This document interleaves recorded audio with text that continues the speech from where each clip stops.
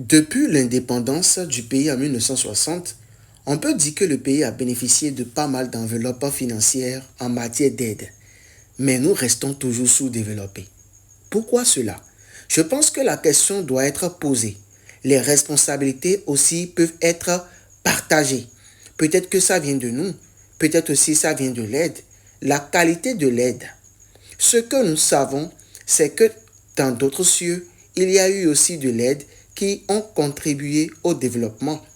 Après la Deuxième Guerre mondiale, l'Europe était à genoux et nous savons tous ce que c'est que le plan Marshall qui a contribué à relever l'économie de l'Allemagne en très peu de temps, l'économie de la France aussi. La Grande-Bretagne était anéantie et elle s'est relevée en peu de temps. Mais chez nous, depuis des dizaines d'années, on parle de l'aide et nous sommes toujours des gens aliénés. Donc, on peut se poser la question sur la qualité de l'aide. Donc, nous qui sommes tous ici réunis, je pense qu'il nous revient maintenant de réfléchir fondamentalement, de savoir si vraiment nous voulons nous entraider ou si c'est autre chose. Nous, ce que nous cherchons de vous, c'est de nous fournir de l'aide qui peut nous aider à nous passer demain de votre aide pour devenir des partenaires.